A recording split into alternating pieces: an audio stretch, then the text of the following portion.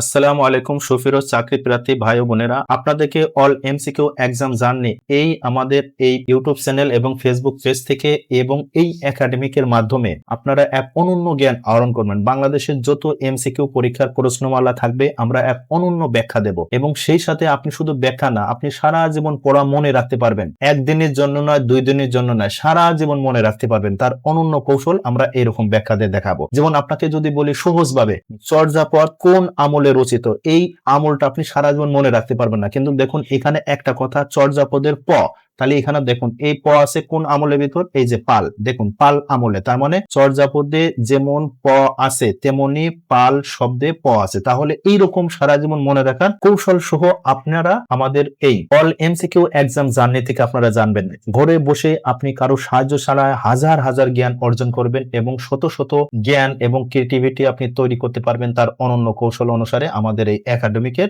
নতুন যাত্রা শুরু হলো। তাহলে সুপ্রিয় চাকরি প্রার্থী ভাই বোনেরা, আপনাদের কাছে একান্ত অনুরোধ, যারা এই অল এমসিকিউ এক্সাম জার্নি তার মানে এই আমেজের পেজে আসেন এবং ইউটিউব এবং ফেসবুক পেজ থেকে দেখছেন, দয়া করে আমাদের এই ইউটিউব চ্যানেলটি সাবস্ক্রাইব করে আপনাদের জ্ঞান অর্জন করার সহায়তা করে নিন, এবং যারা ফেসবুক পেজ থেকে দেখছেন দয়া করে আমাদের এই পেজটি লাইক ফলো শেয়ার করে আমাদের সাথেই থাকুন। তাহলে আপনি অনন্য জ্ঞান ঘরে বসেই কারো সাহায্য ছাড়া আপনি এই আমাদের আমেজের পক্ষ থেকে আপনারা শুধু একটা বিষয় না, আপনারা এখানে ব্যাখ্যা সহ এবং এরকম সারা জীবন যে কোনো পড়া সারা জীবন মনে রাখার কৌশল সহ আপনারা জানবেন। বাংলা জানবেন, ইংরেজি জানবেন, গণিত জানবেন এবং সাধারণ জ্ঞান, এক অনন্য কৌশল নিয়ে আমাদের এই অভিযাত্রা শুরু হলো। তাহলে এই অভিযাত্রায় আপনি একজন নতুন সদস্য হয়ে আমাদের এই পথ চলাকে সুগম করুন, সেই প্রত্যাশায় নেই। তাহলে আপনারা আমাদের ইউটিউব চ্যানেল এবং ফেসবুক পেজ থেকে নিয়মিত ভিডিও দেখুন এবং আপনারা জ্ঞান অর্জন করুন এবং আপনার দ্রুত চাকরি হোক, সেই প্রত্যাশা নিয়ে আমরা যাত্রা শুরু করলাম। তাহলে সুপ্রিয় বন্ধুরা, আমাদের যাত্রার প্রথম অংশ হলো দেখুন। তাহলে শহীদ ভাই ও বোনেরা, আপনাদেরকে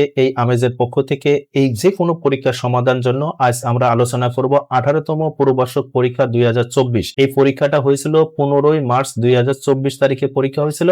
আপনারা এখানে বাংলা ও সাহিত্যের অংশে এখানে 5টি প্রশ্ন সহ সহস্র প্রশ্নের উত্তর সারা জীবন মনে রাখার কৌশল সহ এই প্রথম পাঠে শিখতে পারবেন। তাহলে আপনারা মনোযোগ দিয়ে শুধু একবার দেখুন আর সারা জীবন পড়া মনে রাখুন। তাহলে দেখুন, নিবন্ধন পরীক্ষায় প্রথম প্রশ্ন আসলো বাংলা ভাষার আদি নিদর্শন কোনটি। এটা আপনারা সকলেই জানেন, চর্যাপদ, কিন্তু এর ব্যাখ্যাটা এবং অনন্য জ্ঞান আহরণ করুন। দেখুন ব্যাখ্যা, বাংলা সাহিত্যের আদি নিদর্শন চর্যাপদ, এটা আপনারা সকলেই জ্ঞাত আছেন। ডক্টর হরপ্রসাদ শাস্ত্রী 1907 সালে নেপালের রাজ গ্রন্থাগার থেকে চর্যাপদ আবিষ্কার করেন এবং তার সম্পাদনায় বঙ্গীয় সাহিত্য পরিষদ 1916 সালে এটি গ্রন্থাকারে প্রকাশিত হয়। এইবার দেখুন চর্যাপদ সম্পর্কে কিছু মজার তথ্য যা বিভিন্ন পরীক্ষায় প্রায় আসে। তাহলে এই আপনি 5টি প্রশ্নের মাধ্যমে চর্যাপদের মৌলিক বিষয় সারা জীবন মনে রাখুন। তাহলে দেখুন, চর্যাপদ কত সালে আবিষ্কৃত হয়, এটা মনে রাখা খুব কঠিন হবে। দেখুন, এই চর্যাপদের সবসময় প অক্ষর মনে রাখবেন। সবসময় কি অক্ষর মনে রাখবেন? প অক্ষর মনে রাখবেন। তাহলে দেখুন এখানে এই প দ্বারা যে সাল আছে, কত আছে? 1907।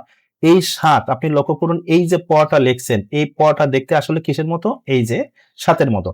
তাহলে এই 1907 তার মানে চর্যাপদ কত সালে আবিষ্কৃত হয় বা পাওয়া যায়? 1907 সালে। ব্যাখ্যা দেয়া আছে, দেখুন চর্যাপদের প দেখতে আসলে কিসের মতো? উত্তর অনেকটা 7-এর মতো। এই যে আমি কেবল ব্যাখ্যা দিলাম। তাহলে মনে রাখবেন চর্যাপদ কত সালে আবিষ্কৃত হয়? 1907 সালে। এবার দেখুন 2 নম্বর প্রশ্ন, চর্যাপদ কে আবিষ্কার করেন? দেখুন এখানে সবই একই কথা, যে হরপ্রসাদ শাস্ত্রী। দেখুন চর্যাপদের প যেমন প আছে তেমনি হরপ্রসাদে কি আছে?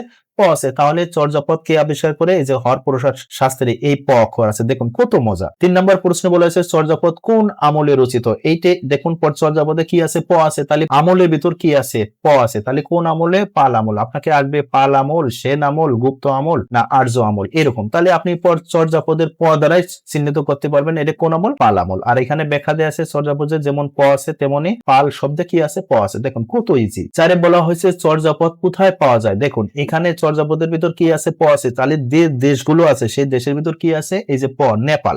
তাহলে দেখুন এই চর্যাপদে যেমন প আছে তেমন নেপাল শব্দে কি আছে? প আছে। আর অন্য কোন দেশের ভিতর আপনি প পাইলেও একদম ইজি ভাবে, যেমন আপনার বাংলাদেশ আসবে, মিয়ানমার আসবে, ভারত আসবে, শ্রীলঙ্কা আসবে, দেখুন ওর ভিতর প নাই। তাহলে এই চর্যাপদের প দ্বারা আপনি কোন দেশ শনাক্ত করলেন? নেপাল। 5 নাম্বার দেখুন এখানে মজার ব্যাপার, চর্যাপদ নেপালে পাঠানো হয় কোন আমলে। এটি কিন্তু কঠিন প্রশ্ন, আপনি মনে রাখবেন কিভাবে? দেখুন এখানে সুন্দর সুন্দরভাবে দেয়া আছে কোন আমলে, সেন আমলে। এখানে দেখুন মূল বিষয়টা কি, এখানে মূল বিষয় চর্যাপদ পাঠানো, যেমন পাঠানো শব্দের দন্তান্ন আছে তেমনি সেন শব্দে কি আছে, দন্তান্ন। তাহলে এখানে দেখুন এই পাঠানো শব্দের শেষে কি আছে, দন্তান্ন আছে। তাহলে এই দেখুন শেষে কি আছে, দন্তান্ন আছে। পালে কিন্তু দন্তান্ন নয়, আর্যতে নাই, গুপ্ত নাই, এই শেষ সংখ্যা দন্তান্ন দিয়ে মনে রাখবেন পাঠানো হয় কোন আমলে, সেন আমলে। আরো মজার ব্যাপার দেখুন, এখানে পাঠানোর ইংরেজি কি, আমরা জানি সেন্ট, আর এই সেন্টের বিকৃত রূপ হলো কি, সেন্ট। এরকম যদি কৌশলে মনে রাখতে পারলে ইজি। তাহলে পাঠানোর ইংরেজি হচ্ছে সেন্ট, আর সেন্টের কমল রূপ বা বিকৃতি রূপ হচ্ছে কি, সেন, আর সেন থেকে সেন আমল। দেখুন খুব ইজি ব্যাপার, এভাবে আয়ত্ত করুন, অনন্য জ্ঞান আহরণ করুন। তাহলে এইবার 2 নম্বর প্রশ্ন লক্ষ্য করুন। নিবন্ধন পরীক্ষায় 2 নম্বরের প্রশ্ন আছে মধ্যযুগের শেষ কবি কে। এটা কিন্তু জটিল একটা প্রশ্ন এবং মনে রাখা খুব কঠিন। তারপরে আমি সহজভাবে আপনাদের সারা জীবন মনে রাখার কৌশল দেখাবো। এর উত্তর হচ্ছে আপনার ভারতচন্দ্র রায় গুণকর। তাহলে দেখুন এটা মনে রাখার ব্যাখ্যা খুব ইজি ভাবে মনে রাখবেন। প্রথম কয়টা কথা মনে রাখুন। প্রথম কথা, এই মধ্যযুগ শুরু হয় কত সালে, আপনারা প্রত্যেকে জানেন এই 1201 খ্রিস্টাব্দে শুরু হয় আর শেষ হয় কত, 18 খ্রিস্টাব্দে। এখানে মজার ব্যাপার কি, ভালোভাবে মনে রাখুন, তাহলে ইজি ভাবে বুঝবেন। তাহলে এখানে এই যে ভারতচন্দ্র রায় গুণকর, এখানে ভারতের এই ভ অক্ষর দেখতে কিসের মতো, 100% এই ছয়ের মতো। তাহলে এই ভারতচন্দ্র রায় গুণকর মৃত্যুবরণ করে কত সালে, 1860 সালে। এইটা মনে রাখার একটা অনন্য কৌশল। আর এই সালকে সাহিত্যের শেষ যুগ ধরা হয়। তার মানে মূলত এই 1801 এর পর থেকে 1801 থেকে শুরু হয়েছে আধুনিক যুগ। কিন্তু এই ভারতচন্দ্র রায় গুণকারের অন্নদামঙ্গল কাব্যের প্রভাবে ইনাকে সর্বশেষ মধ্যযুগের শেষ কবি মনে করা হয় কত সালে, এই 1860 সাল। আর এই শেষ যুগটা মনে রাখবেন কিভাবে, এই যে 1860 6 দেখতে কিসের মতো, এই ভারতচন্দ্র ভ, এই ভটা দেখতে কিসের মতো, 6 মতো, তাই 1860 এভাবে মনে রাখবেন। আরো গুরুত্বপূর্ণ কথা হলো কি, এগুলো খেয়াল করুন, এই যে 1860 সালের 1 বছর পর আধুনিক যুগের সাহিত্য মনে করা হয়। তাহলে এই যে প্রথম দেখুন মেঘনাদ বধ, তার মানে এই যে 1860 ওই ভারতচন্দ্র রায় গুণকারের মৃত্যুর পর ঠিক 1 বছর পর মাইকেল মধুসূদন দত্ত মেঘনাদ বধ মহাকাব্য রচনা করে কত সালে বলেন, প্রকাশিত হয় 1861 সালে।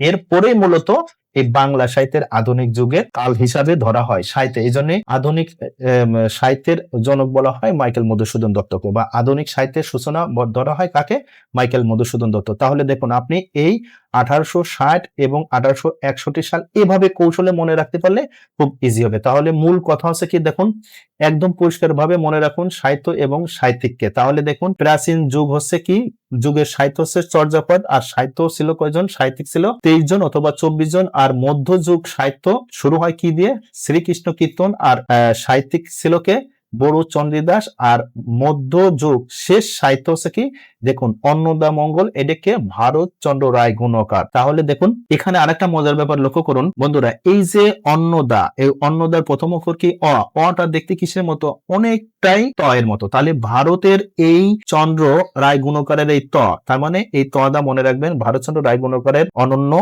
সাহিত্য হচ্ছে কি, অন্নদামঙ্গল। তাহলে দেখুন আপনি অনেক জ্ঞান আহরণ করতে পারছেন। তাহলে আরো কিছু তথ্য দেখুন, মধ্যযুগের শেষ কবি বলা হয় কাকে, এই ভারতচন্দ্র রায় গুণকরকে। আর বৈষ্ণব পদাবলীর আদি কবিকে বড়ু চন্দ্রদাস। তার মানে এই যে মধ্যযুগের প্রথম সাহিত্য কি, মধ্যযুগের প্রথম শ্রীকৃষ্ণ কীর্তন, আর ইনি হচ্ছে কি বড়ু চন্ডীদাস। আর এইটাই মূলত বৈষ্ণব পদাবলীতে আদি যুগ ধরা হয়। শেষে মধ্যযুগের শেষ মুসলিম কবি হচ্ছে আলাওল। তাহলে এই 3টা প্রশ্ন এইভাবে বন্ধুরা মনে রাখবেন। 3 নম্বরে দেখুন, 3 নম্বরের নিবন্ধনে পরীক্ষা আসছে যুগ সন্ধিক্ষণের কবি হিসেবে পরিচিত কে। এটা মনে রাখার অনন্য কৌশল আপনারা সারা জীবন মনে রাখবেন।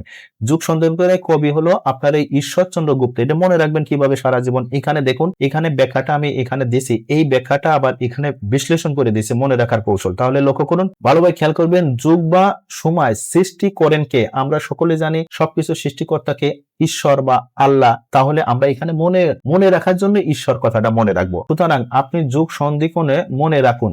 তাহলে কার সাথে মনে রাখবেন, এই ঈশ্বরের সাথে সম্পর্কিত, মানে এই যুগের বা সময়ের সৃষ্টি বা সময়ের সাথে সম্পর্ক কার, ঈশ্বরের। তাহলে আমরা বলতে পারি ঈশ্বর চন্দ্রগুপ্ত। তাহলে এইভাবে আপনি মনে রাখুন, যুগ সন্ধিক্ষণের কবিকে ঈশ্বর চন্দ্রগুপ্ত। তাহলে ইজি ব্যাপার।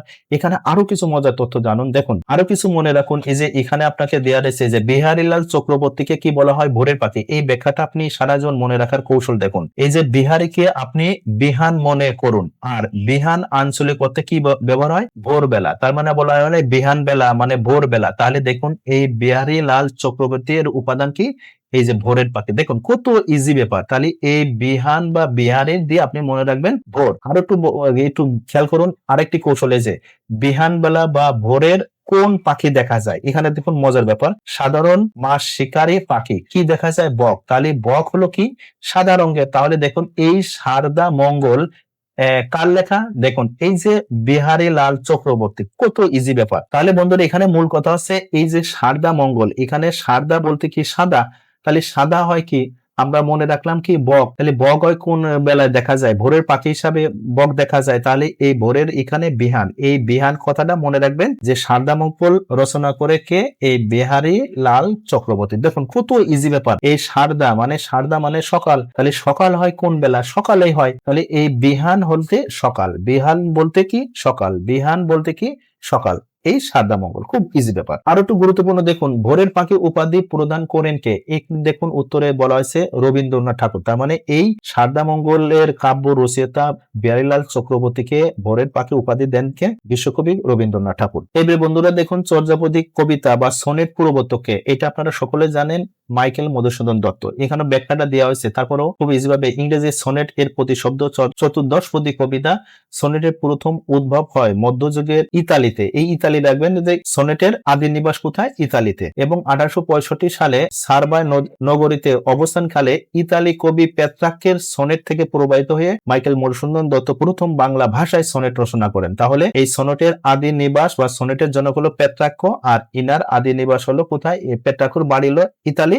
সুতরাং এই সনেটের আদি নিবাস ইতালি, আর পেট্রাক্কো রচনা করে। তাহলে বন্ধুরা এখানে মূল কথা হচ্ছে এই ইতালীয় কবি, তার মানে এই পেট্রাক্কোর জন্মস্থান হলো ইতালি। তাহলে সনেটের আদি নিবাস কোথায়? ইজি ভাবে ইতালি। আর বাংলাদেশে প্রথম সনেট রচনা করে মাইকেল মধুসূদন দত্ত। খুব ইজি ব্যাপার, মনে রাখবেন। পাশে দেখুন নিবন্ধন পরীক্ষাতে আসছে কোনটি সঠিক বানান? এখানে সঠিক বানান আপনি মনে রাখার জন্য এখানে ব্যাখ্যাটা আমি দিয়ে দিচ্ছি গ নাম্বার, অর্থাৎ নিশিথিনী। এইটা মনে রাখার একটা কৌশল আপনাকে আয়ত্ত করার জন্য এই কৌশলটা দেওয়া হয়েছে। তাহলে লক্ষ্য করুন এমন বানানগুলো মনে রাখার নয়া কৌশল। দেখুন এখানে নিশিথিনী, এখানে প্রথম হলো রস্যিকার, পরে দীর্ঘিকার, আবার রস্যিকার দীর্ঘিকার। তার মানে এইরকম আপনাকে মনে রাখতে হবে, অর্থাৎ রস্যিকার দীর্ঘিকার রস্যিকার দীর্ঘিকার, মানে এইরকম একটা ধারাবাহিক অনুসারে এই বানানটা এসেছে। আর এইরকম রস্যিকার, এই যে রস্যই দীর্ঘই রস্যিকার, এখানে নির্মিত, তারপরে এই রস্যিকার দীর্ঘিকার রস্যিকার, এখানে নিরীক্ষণ রস্যিকার দীর্ঘিকার রস্যিকার দীর্ঘিকার রস্যিকার দীর্ঘিকার, ললিনী রস্যিকার দীর্ঘিকার, ঋষিনী রস্যিকার দীর্ঘিকার, গীতাঞ্জলি। এইটা উল্টে গেলে প্রথম হলো দীর্ঘিকার, পরে হলো রস্যিকার। তাহলে সুপ্রিয় বন্ধুরা আপনারা অনন্যভাবে এভাবে জ্ঞান অর্জন করুন, তাহলে আপনি ঘরে বসে হাজার হাজার জ্ঞান অর্জন করতে পারবেন, সেই প্রত্যাশা রাখি। আর সুপ্রিয় বন্ধুরা দ্বিতীয় পার্ট দেখুন, এবং আমাদের ইউটিউব চ্যানেল এবং ফেসবুক পেজে আপনারা NTRCA all MCQ Bangla solve and explained এই নামে শিরোনামে সব ভিডিওগুলো পাবেন, সেই প্রত্যাশা রাখি। আপনারা অনন্য জ্ঞান আহরণ করুন, সেই প্রত্যাশা রাখি। আপনাদের উত্তরোত্তর জ্ঞান সমৃদ্ধ হোক, সেই প্রত্যাশা রেখে শেষ করছি। সকলে সুস্থ ভালো থাকুন। আল্লাহ হাফেজ।